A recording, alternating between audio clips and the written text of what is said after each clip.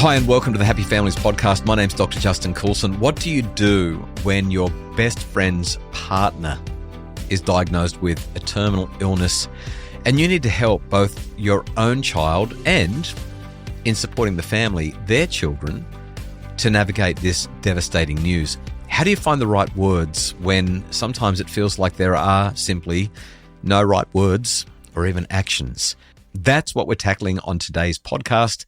Stay with us. Hello, welcome to the Happy Families podcast, Real Parenting Solutions Every Day. This is Australia's #1 parenting podcast and a really, really tricky one today. Every Tuesday, we tackle your tricky topics. If you'd like to submit a question, go to the super simple system at happyfamilies.com.au, press record, leave us a note. It's that simple. Otherwise, you can email your voice notes to podcasts@happyfamilies.com.au. Kylie, today a tough one. An anonymous listener whose voice we've changed asks one of the toughest questions there is. My best friend's husband, we're all 40, 43, 44, has just been diagnosed with a brain tumour and it's not looking good. They have 3 children who are aged 8, 12 and 14. So I guess my question is, how do you talk to your children about when a parent has a really serious illness and a terminal illness? And how do you support them through that? And for us, we only have one child who's 7, and how do we talk to him about it as well? I think it's a really complex issue, but maybe you've got some really practical and helpful advice that we can work with and that can help other people out there who are going through something similar. Thanks very much. Kylie, that's the question today. I love that we've created a community where when we have these struggles, we know where to come to ask for help.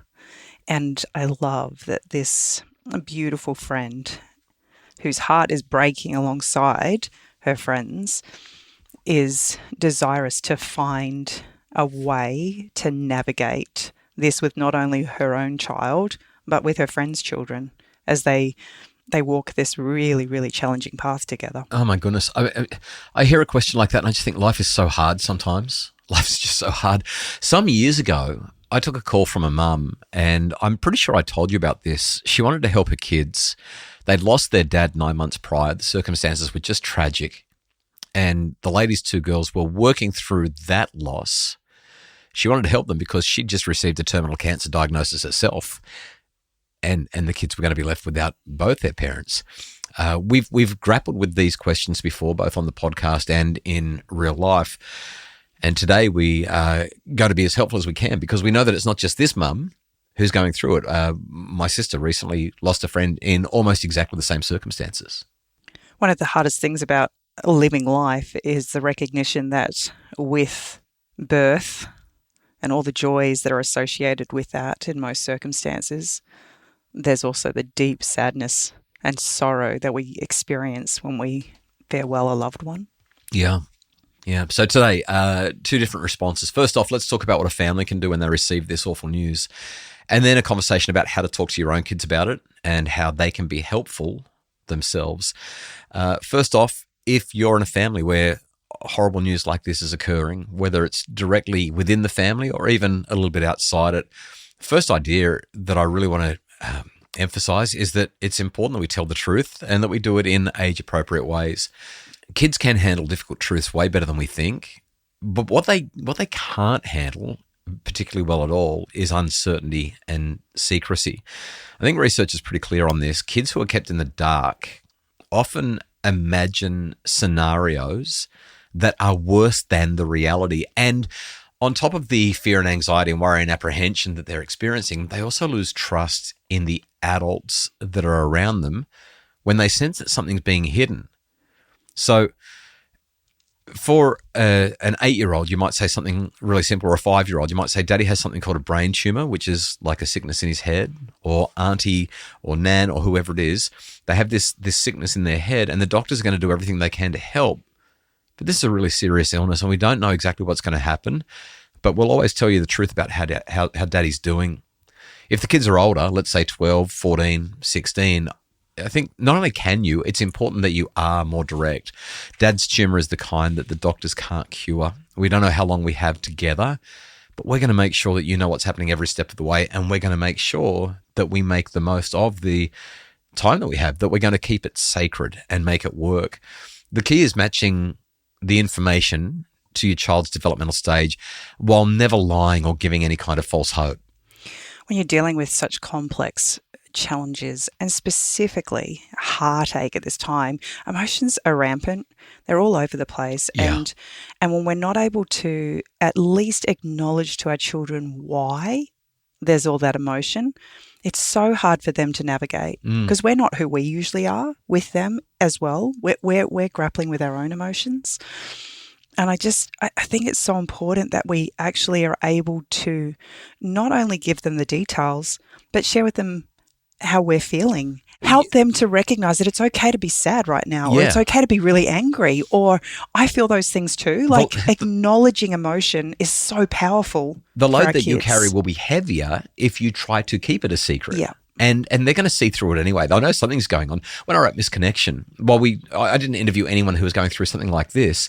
These 400 Australian teenage girls that I interviewed and surveyed consistently highlighted that one of the biggest concerns that they carry as adolescent girls is knowing that there's something wrong with mum or dad or a sister or a brother or somebody, and they don't know the details. They said things like, my parents' well-being, when I said, what do you worry about the most?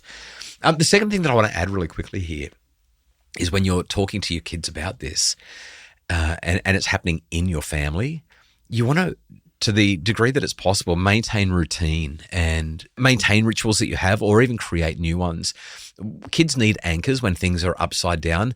So we want to keep as much of their normal life and routine in harmony with what it always has been. Just keep it as consistent as possible, whether it's school or sports or friendships, because we're not going to be distracting them from grief. What we're going to do instead is increase their feeling that the world is still stable in these domains when this core domain is absolutely rocking. But I also like the idea of creating new rituals that are going to help the family to stay connected during a tough time. So it might be that we decide that every Sunday morning is that special breakfast, or we have these daily check-ins where we're making sure that everyone's doing okay and solving problems together. Or we come together at the end of the day and list the things that we're grateful for. Yeah. These rituals are going to give kids predictable times where they get to connect, they get to process what's happening. Now, if your kids need to support a friend, we'll talk about how to help them next.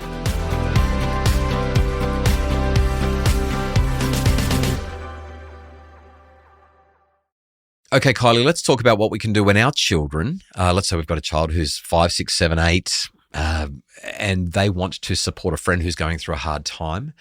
I've just got 2 core ideas that I want to share, and I'm sure that you'll have some ideas to add as well. The first is that we want to teach them to just be consistently caring towards their friends. So a 7-year-old, for example, is not going to be able to fix this situation. But what they can do is they can show that they care in really, really simple ways. So I'm looking to help him to understand that his job isn't to make his friend feel better. It's just to be a good friend. When they feel like it's their job to help someone to cheer up in a circumstance where that's impossible, that doesn't work. But just being a good friend does. So playing together normally, sharing toys or outings, going for a ride together, or even knowing when to step in and give them a hug and say, I'm sorry that your mum or your dad or your parent is sick. Like, those things are what good friends do. I have a script that I think is useful here, something that you can teach him to practice saying. I don't know what to say, but I care about you. Like, if somebody just says that, what an impact. Well, even just acknowledging, it looks like you're really sad today. I don't know what to say, but I just want you to know that I noticed. Yeah, I noticed you. I care about you. Yeah. I can tell you're having a bad day. I mean, a lot of adults even struggle in those situations. So this will be a useful script for adults as well. I don't know what to say, but I really care about you. I'm here for you. But giving kids permission to acknowledge that while still showing that they care, I think is really valuable. And the second thing that I wanted to emphasize is this. Our job as adults is that if we can support the adults, we're going to actually be supporting our children and their children as well.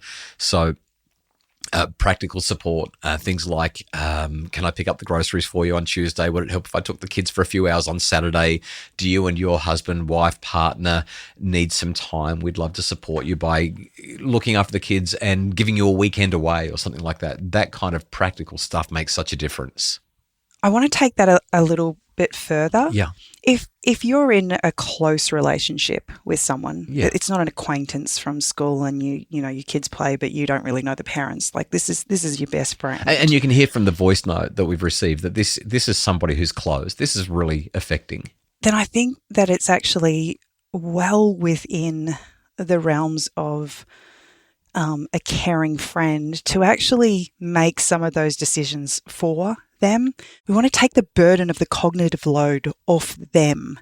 When people, so are you saying like just show up on Thursday night with dinner and say, or at 4:00, give them a call. Don't worry about dinner tonight. I'm bringing it around. Yeah. So I found myself in this exact situation. My best friend rang me one night and told me that her husband was being worked on by paramedics. And by the time I got there, he'd passed away. And as I watched her walk through the motions of life over the next years, this took years, and still, the one thing that she reiterated to me was just the acknowledgement that people would ask her what she needed.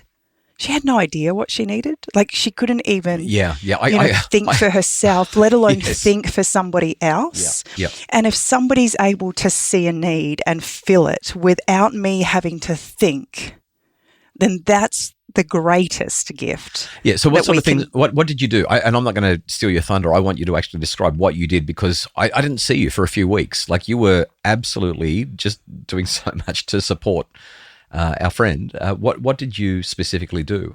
Because of the nature of it, she had lots of people in and out of her house. So I pretty much stayed in the kitchen. I managed all the food that came in and out. I made sure that she had meals because she would literally just greet people as they would come in the doors, and this would happen all day for days. Yeah. For days and days and days. And if I didn't put food in front of her, she wouldn't have eaten. She wouldn't even have thought to take a drink. When your grief is so deep, you don't think about the things that you need to keep you going. So what's really going on here is this modeling, showing up for somebody in a crisis, practical care, consistent presence, allowing space for difficult emotions that come with these kinds of situations, and what I think is also really useful is saying, hey, your kids are welcome here. Our place is a safe place for your kids. If you need a break, if you just need some time out so that you can be together as a couple, you can have that time. Sometimes kids that are dealing with this sort of thing in their home, they just need a safe space where they can laugh and play and maybe forget, at least temporarily, about all the heavy things that are going on in their lives. Take them for a walk down to the park and buy ice creams and kick a ball around and get them in nature and have a great big mama hug. Yeah. Like literally just be enveloped. That kind of practical support makes, I think, such a difference. We really hope that this has been a helpful conversation. We hope very much that things somehow can turn around or at least be alleviated for families who are going through these kinds of very, very difficult situations. It's just so tough. Next week, another tricky question. If you'd like to submit yours for next time, happyfamilies.com.au. Record your message or send a voicemail to podcasts@happyfamilies.com.au. Big thanks to Justin Rulon from Bridge Media for producing the pod. Mim Hammonds, as always, looks after the research, the admin and resources. Please share the pod. Tell others about it. Pass this episode along if you think it'll help. And visit happyfamilies.com.au for more resources to make your family happier.